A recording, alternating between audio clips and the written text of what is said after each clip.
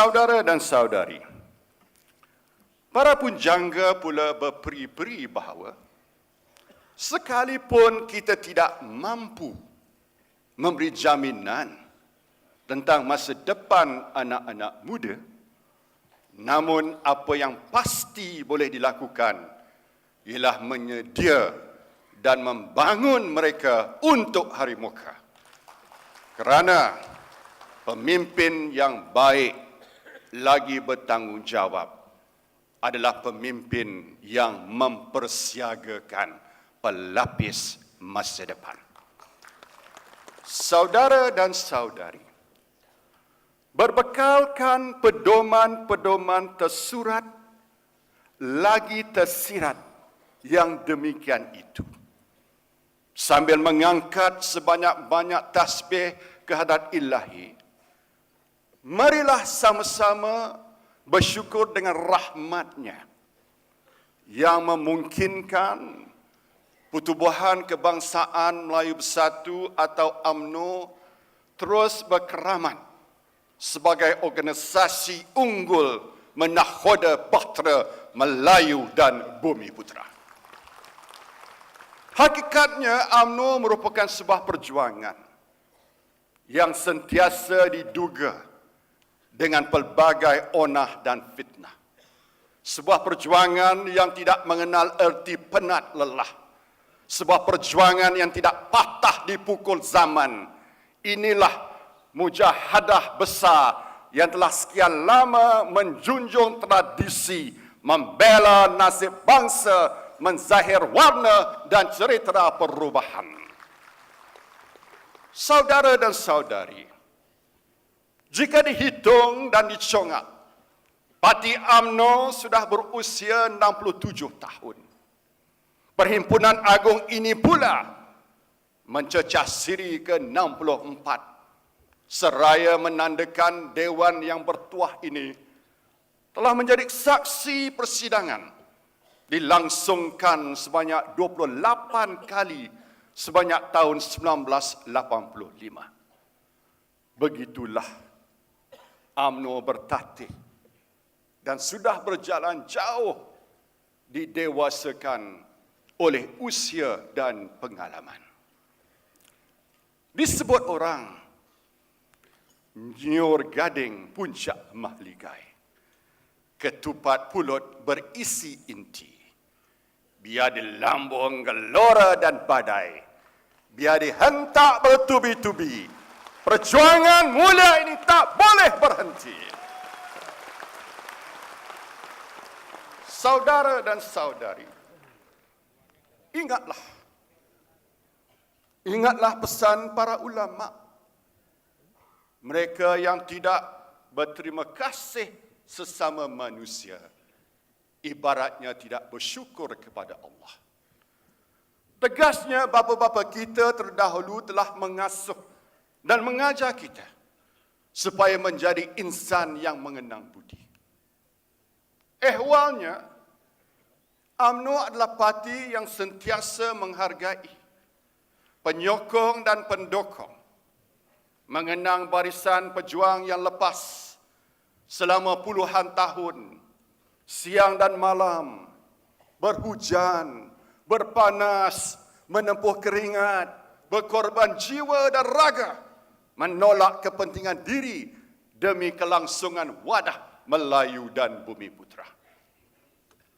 Berkait ini tentunya penghargaan khas kita berikan kepada ke-6 Presiden UMNO yang lalu, yaitu Allahyarham Datuk On Jaafar, Almarhum Tunku Abdul Rahman, Allahyarham Tun Abdul Razak, Allahyarham Tun Hussein On, Tun Dr. Mahathir Mohamad dan Tun Abdullah Ahmad Badawi.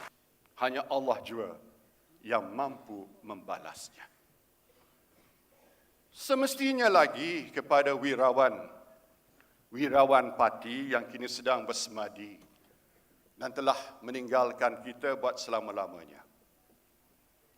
Dan berita yang menyayat hati semalam, seorang ahli jawatankuasa UMNO bahagian Pekan, Saudara Jamali Ali telah meninggal dunia akibat menjadi mangsa banjir. Sehinggalah kita sedekahkan Kitab Al-Fatihah. Al-Fatihah. Bismillahirrahmanirrahim. Alhamdulillah.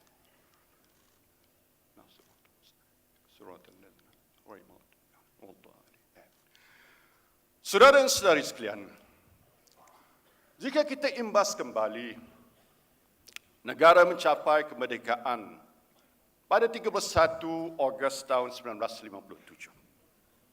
Rakyat telah hidup dalam keharmonian, bersatu padu, membina negara. Pada 16 hari bulan September 1963 pula, Sabah dan Sarawak telah bergabung bagi membentuk Malaysia. Syukur Alhamdulillah, penyatuan ini membawa berjuta rahmat kepada kita. Hasilnya, kita telah membentuk perikatan dan gabungan parti-parti politik bagi membina gandengan kokoh yang kita namakan Barisan Nasional.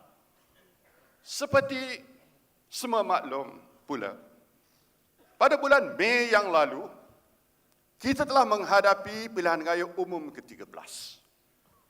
Sehubungan itu bagi pihak kerajaan, saya merakamkan setinggi-tinggi penghargaan dan terima kasih kepada semua rakyat Malaysia, terutamanya masyarakat Melayu dan Bumiputera yang telah menunjang mandat serta kepercayaan kepada Barisan Nasional untuk terus memimpin negara.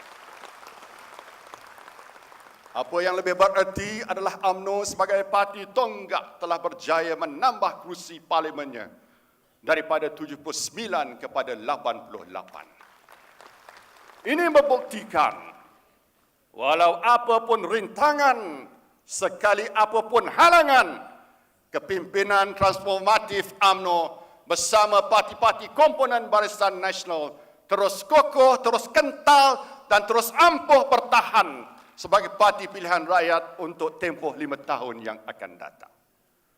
Saudara dan saudari, kita turut bersyukur kerana Sabah dan Sarawak telah menyumbang sebanyak 47 kerusi parlimen kepada Barisan Nasional. Saya sebut baru-baru ini dalam bahasa Iban, utai besai gagak mi'et. Maksudnya, jika kita bersatu padu, hidup saling berganding-ganding, tiada masalah yang tidak dapat diselesaikan. Sebab itulah, kita tidak pernah lupa jasa dan kita tidak sekali-kali alpa dengan sokongan dan pengorbanan orang Sabah dan Sarawak. Jadinya, sebagai tanda kasih dan penghargaan kepada saudara-saudari kita di sana, saya telah melantik 13 menteri dan 8 timbalan menteri. Masing-masing 6 menteri dan 4 timbalan menteri dari Sabah, manakala 7 menteri dan 4 timbalan menteri dari Sarawak. Saudara dan saudari,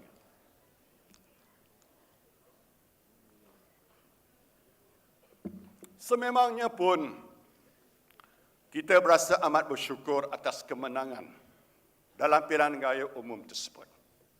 Satu pilihan raya besar yang begitu sengit dan penuh tantangan.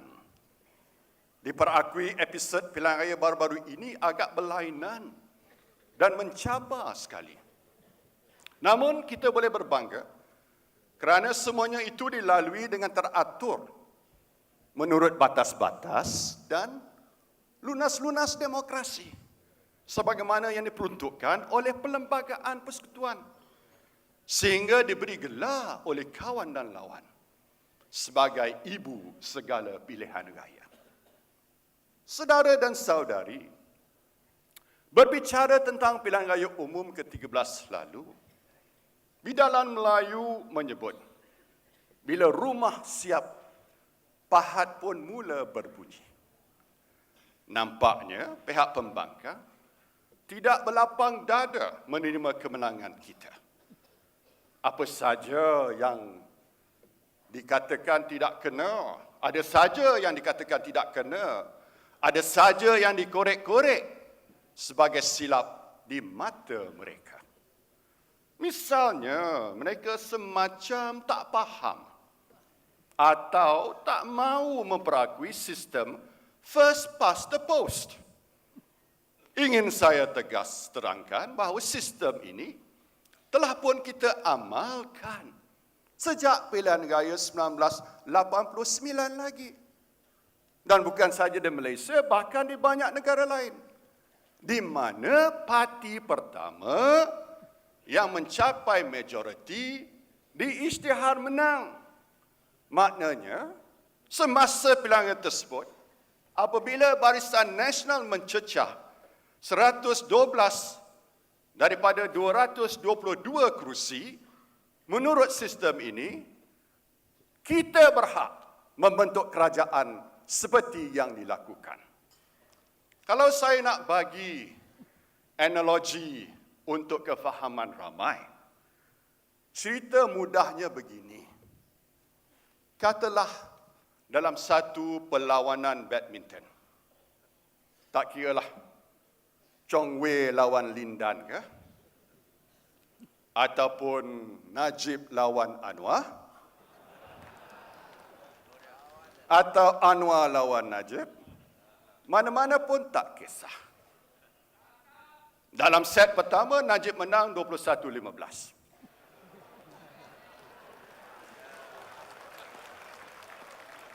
Dalam set kedua, Najib kalah 5-21. Tetapi dalam set penentu, Najib menang 21-16.